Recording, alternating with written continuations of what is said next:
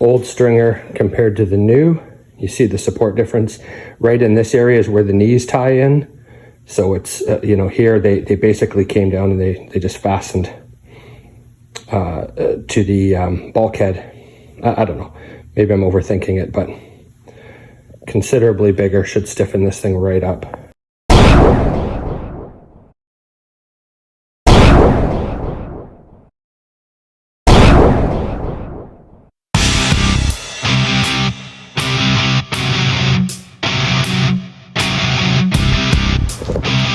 What is up, YouTube? So I've been working on the garage series a little bit, giving you guys kind of posted on that.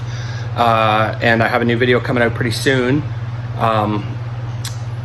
But I just kind of wanted to get a little bit more done in there and make the video a little bit more complete. But I thought I'd just kind of bring you guys along and start sharing this restoration that we're doing on the Euro. I think if you see my Instagram or my Facebook, you see that back in the summer, I bought a Euro with a 300R on it. Really nice little boat. And I used it a little bit in the summer and it worked really good. Super happy with it. So then I kind of decided that I wanted to do like a bit of a resto mod makeover on it. And I'd always had a bit of concern with the weight of the big engine and, on that boat and the transom and that sort of thing. So I thought, you know what, I'm gonna cut into it and see if we can't sort of rebuild and reinforce that back area back there. A lot of these boats now are getting 300Rs. A lot of them are getting 300 XSs. So why not kind of restore one that for our own motor and our own program. But as we know, this boat's a stepping stone. I'm just kind of trying to flip my way into ultimately my dream boat. But I do want to use it in the meantime, and I got some lofty goals with it. So why not build one that's sort of purpose built for a big motor? So we're going to get in and renovate or restore the stringers in the rear, redo the stringers in the rear section. I spent a great bit of time talking with Wally Lamkin about the difference between the Summerford builds and how he changed things when he bought the molds and started building them at Triad. So we're kind of introducing some of Wally's ideas because I think they're pretty smart. Obviously, I'm going to take you into the boat and kind of show you what I'm talking about, and add our own twist, of course. So I've been watching a ton of videos on YouTube on fiberglass work, I mean literally hundreds of hours of videos and reading and trying to educate myself the best I can. I'm gonna pretty much take this project on my own, but with some friends with help from friends that are a lot smarter than I am, a lot more knowledgeable. So I'll kind of take in and show you what we've been doing, but and then talk about what we're going to do, what the ultimate plan is. So let me just kind of buzz the camera around and I'll sort of show you what's going on in here. So basically we cut everything out of the boat from the seat box back. Everything up front is fine. I didn't document this, I should have, but as you know, I tend to forget. Anyways, from here moving forward, I promise I'm going to. So I'll kind of show you what all we did here. We cut out, so there's a triangulated, down inside the pad, there's like a fiberglass triangulated foam support down the center that the foam was wet. When we got cutting into this boat, we found that it was pretty rotten. And no disrespect to the person I bought it from, he honestly didn't know, and I know that. I should know better, when you have a 30-year-old boat, that's the way things are going to be. But anyways, it doesn't matter. We cut out everything that was wood from the seat box back has been removed. So, and where we got lucky is the transom. This part of the transom is actually perfect. We drilled a bunch of test holes in it. There is zero rod in the transom, so it can stay. Summerford had wooden panels glassed in here, and that's where the drain plugs go through. They were rotten. The crossers underneath the gas tank, or there's one crosser under the gas tank, one further forward, was rotten. The knees to the transom were actually very, very good, but the bulkhead was rotten. But that's okay, because this was my theory here, or my plan. The Summerford bulkhead, look, this is just a cardboard template that I'm building. Summerford bulkhead basically came across here and it just went down like that. And down. when Wally bought these molds, he changed them to this style. So the bulkhead now goes up to the deck, and it's gonna fasten to the deck up in here, and it just makes for a lot stiffer, what we would call a box. Our stringers, and then I should jump here too. Summerford stringers went from the transom to the floor and tied into the bulkhead. They did not touch the deck. The deck has little mini stringers, knees if you want to call them stringers. Another thing that Wally did when he took over the molds was he built his knees, or stringers if you will, ran along, they tied into the floor, the front bulkhead, the transom, and the deck. So I cut everything out because I'm going to do the same. So I've adopted Wally's two strategies here, protocols, if you will. The front bulkhead, rear bulkhead, I guess, tied into the deck, and the knees as well tied into the deck. And that basically we're building a big square box back here. The other plan that I have is I built the bulkhead up a little taller. It's actually going to be a slight bit taller here as well. The fuel tank will go there as it went from the factory. And then in this boat originally, the trim pump sat back over in that corner and the battery sat in that corner. Well, because we have the big motor, the 300R, I want to work on some weight bias. We've decided that I'm going to mount the trim pump right here. So when I put the floor into, I'm actually going to notch the floor, and the trim pump's going to sit down, because the two back seats, remember the Summerford Euros have buckets back here. The trim pump will fit nicely right in between them and as low as possible. And then the battery, we will move up front. I'm going to move the battery up front. I would never do that with a 2.5 because the weight bias is right, but with a 300R, it is not. So the battery's going up there. So anyways, we're taking as much weight as we can from the back of the boat forward to try and get the center of gravity, the CG, as close to we can as with as they were with a 2.5. So anyways, just working on this rear bulkhead right now. Cardboard template, gonna take it out here soon and transfer it over to the Okumi. I've got 5/8 or 15 millimeter Okumi to do that. So we're gonna get going working on that. So we've got, this was the bulkhead that I cut out. You can see how much smaller it is than the one I'm building. And then those are the knees. So I've obviously kept those pieces and I use them to start my rough templates, and I'm just making the templates out of cardboard. And I've got quite a supply of material here. This is Okumi wood. I've got a sheet of 15 mil, a sheet of 12 mil. We've got biaxial glass. We've got, 6 mil glass. We've got epoxies and colloidal silica and all the, lots of different materials here. And not 100% sure if we settled in on where we're going to do epoxy resin or vinyl ester. But anyways, I'm not worried about that just yet. And the big thing right now is to get all these templates cut out. And it's kind of fun to build things the way that you want them, or that you envision them in your head. So as I get going on this project here, I just kind of wanted to lend, this isn't for educational purposes only, is more entertainment, because I'm not a fiberglass guy. But I'm not really afraid to dive into any project. And like I say, with this channel, it's always been to try and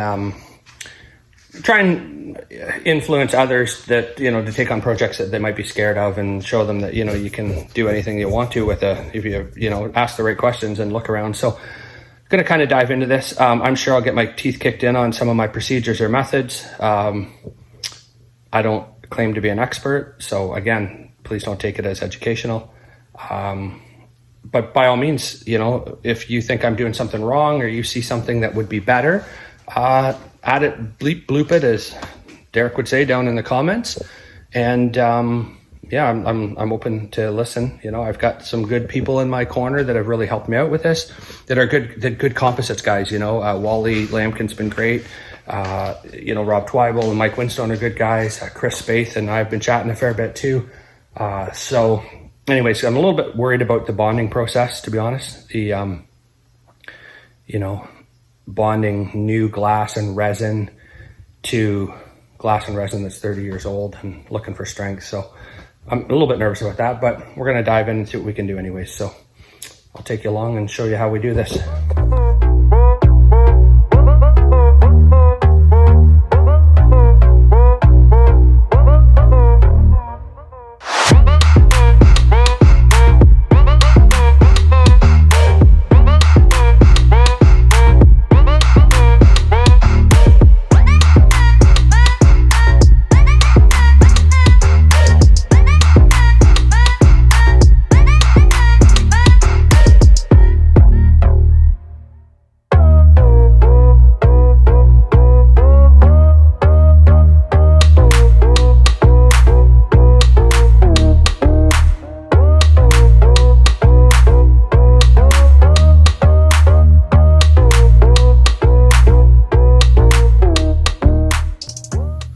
So this is what we've come up with here. So when I spoke to Wally, and I think I mentioned earlier in this video, when he acquired the molds from Summerford, he did two things. He added the supports from this front bulkhead up, or I should say rear bulkhead, up to the deck, which they never had before. And the knees fastened not only to the floor, the front bulkhead and the transom, but they also went up to the deck as well, basically creating this rear box section. So everything's just sitting in here right now. Nothing's obviously epoxied or vinyl estered in just yet. But anyways, the other thing that I did too was from the factory, this boat had one cross underneath the floor right here, this cross member, but it did not have that one.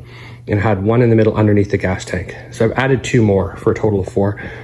And then I think I'm going to put core in the pad, because that's the pad takes the biggest beating. Back here, you got the fuel tank on top of it, and then the hammering from the bottom. So I want that as stiff as possible. So yeah, I'm really happy with how this all turned out. I'm super stoked. The fitment up to the deck is actually really good. And yeah, anyways, I think this is going to work out good. All right, guys, so it's Friday night, back out here in the shop, and working back on the Euro. So the plan tonight, as you saw there earlier in the video, you know, we got the knees cut out, we got the bulkhead cut out. So today we're gonna tack everything in place. So I just find little finishing nails just to kind of tack it all in place, square everything all up, and then tonight we're gonna start to cut out the floor, and then cut out the battery tray, the trim pump tray. Even though I'm not using those anymore, I want to put them back in the boat. So if somebody goes back to 2.5 and they want to mount the stuff back there, they can. So anyways, we're just gonna get going here, and I'll kind of take you along as we roll.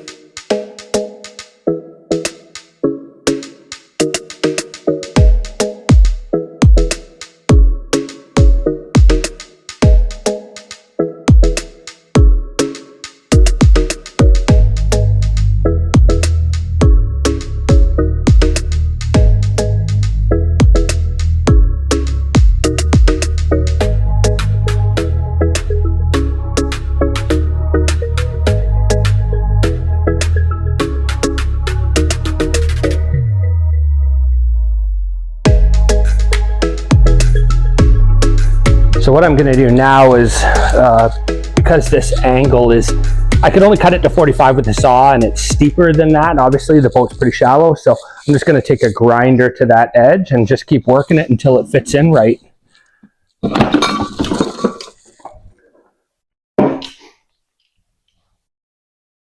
Making a bit of a mess in here, but that's okay. This is the last thing that's ever going to get done in this shop.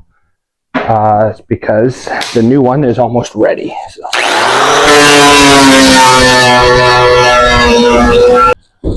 Okay, so here's what we came up with.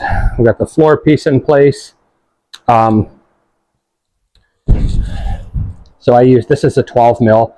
Obviously the crossers aren't under there right now, and I'm going to have to actually modify the crossers anyways because we're going to put core in there. So anyways, regardless, we got the floor fit, and so we just got the stringers. I just put a couple little tack nails here and here, but we're square,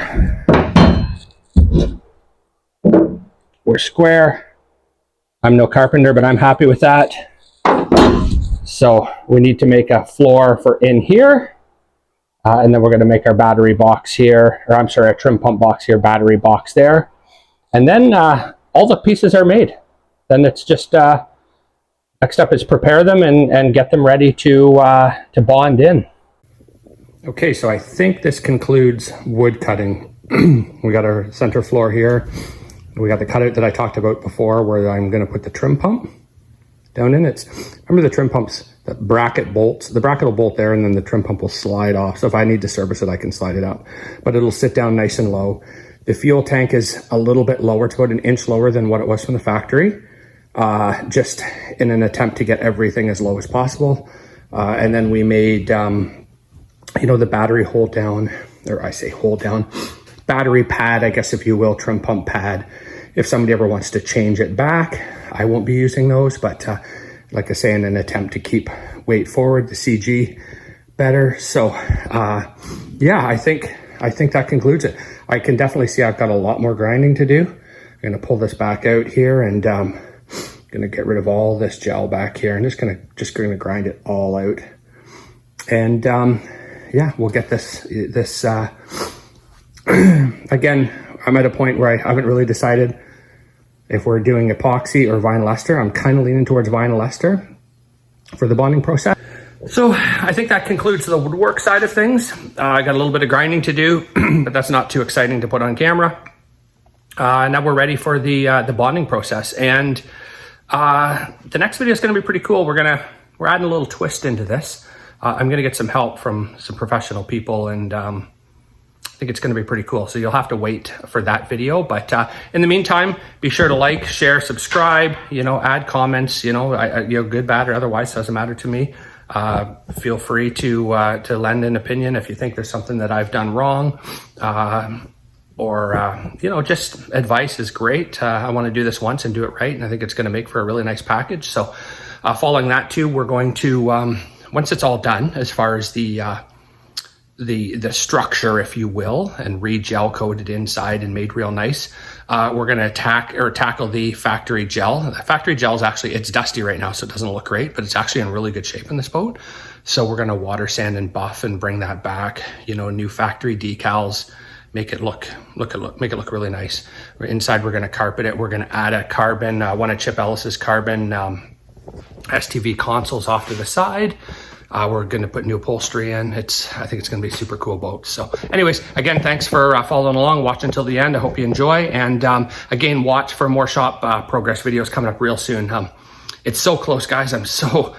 Right now, it's been really hard to try and work out of this little garage, and we're trying to get that one done, and I want to get everything moved. There's so much going on, so much on my plate right now, but we're going to get there. And, I think after, January 1st, 2025, it's going to be a whole lot better situation. I'll be in the new shop. I'll have a lot more room, and I plan on trying to do a whole bunch more videos. So anyways, thank you. I appreciate you following along.